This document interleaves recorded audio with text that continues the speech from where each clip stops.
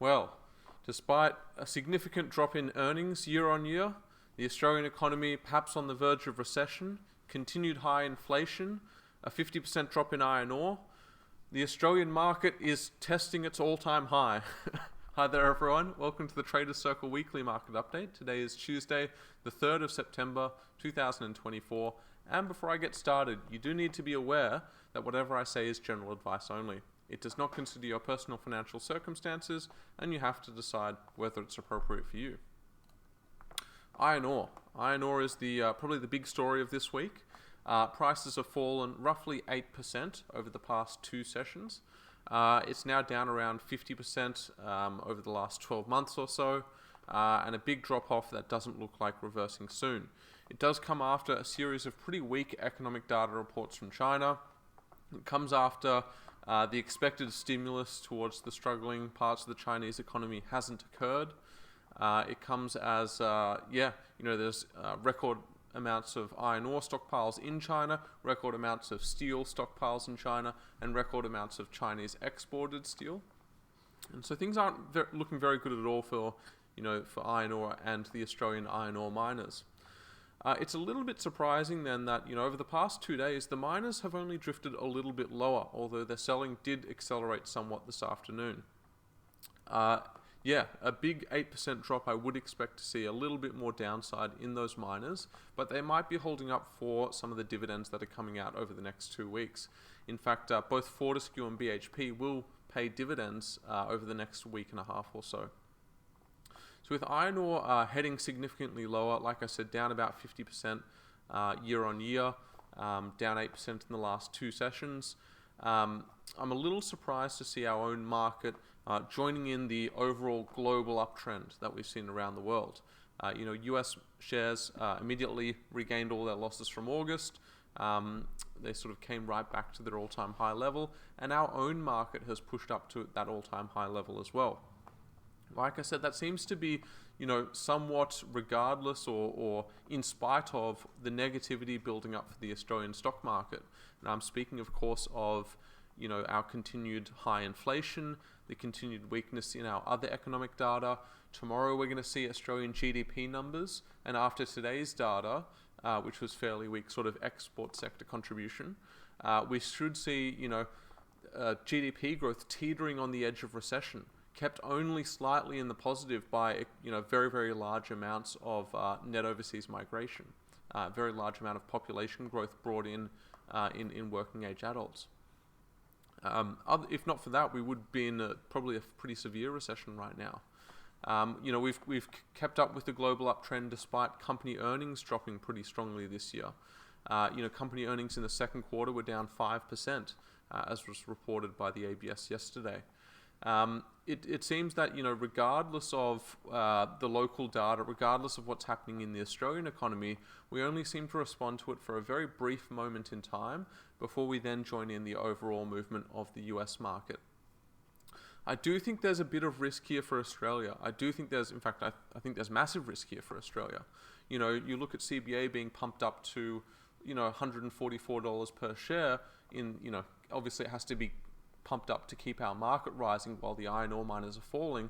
That could have consequences down the line for things like bank hybrids and equity conversion. The next sort of economic downturn, next sort of market downturn, I should say, I think could be particularly severe for Australia, given that our fundamental situation is nowhere near the situation of the US. And you'd think, given how weak everything else is, we'd be looking at rate cuts.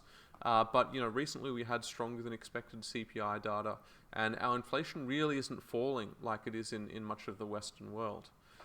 So for now, we seem happy to go with the global uptrend. There might be a little bit more upside here as well, but I do sort of question the next sort of big downturn, whether we're going to see much more sort of towards the downside from the Australian market. All right, so I've sort of touched on the economic data, but the big economic data this week will be the US jobs report on Friday. The jobs report at the end of July, start of August, definitely contributed to that extreme volatility we saw in the first few days of August, where we saw weaker than expected US jobs, and then we saw the Japanese rate rise. So a poor jobs report here on Friday, I think, could lead to global volatility. It could disrupt that global uptrend.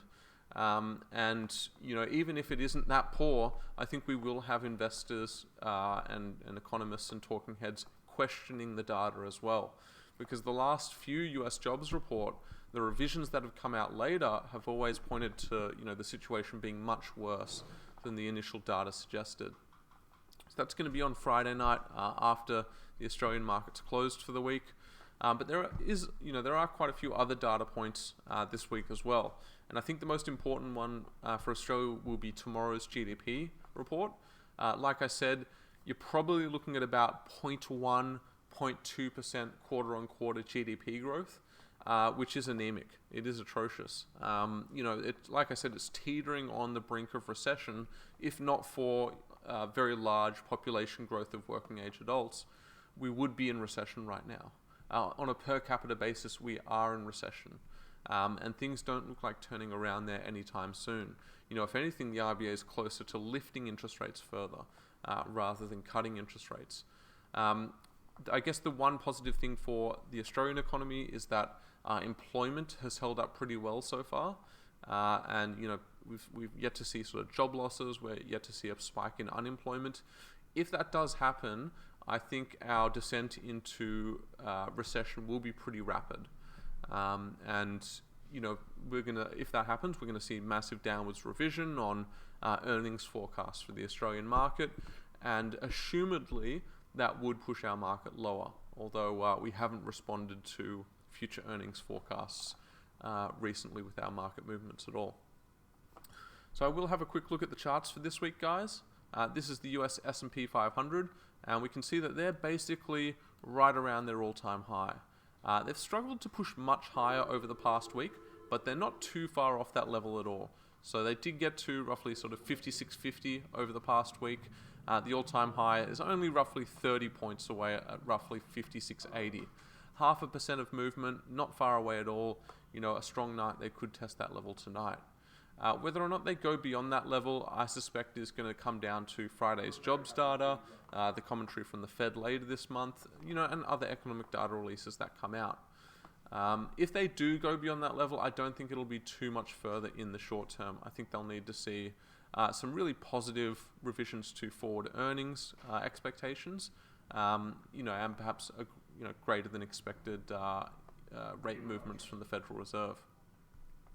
Having a look at our own market, the XJO, and we'll just give it a moment to load, but we are also within striking distance of our own all-time high. Here we are now. We're holding at roughly 8100. We've held here for the past week or so. If we go beyond this level, the all-time high at roughly 8150 is not far away at all. In the past few sessions where we've opened lower, we've seen initial selling, our market has immediately bought back up, and that's despite iron ore falling off. That's despite, poor economic data for Australia. That's despite a host of what appear to be negative things for the Australian market. So it does seem like the upwards momentum, the computers, the short coverers, the short-term sort of movements for our market are pushing our market up and keeping it elevated. I do suggest that if this momentum dies, there's not a lot of forward optimism for the Australian market other than perhaps continued global share market rallies. So at this point, I think that's the only thing, unless something changes for our market, that will keep us pushing higher. And like I said, if that is disrupted, I think there is a bit of downside for Australian shares. So I will wrap it up there for this week, guys. Hopefully you enjoyed. If you did, click like, click subscribe. If you didn't, keep it to yourself, and we'll see you guys next time. Bye for now.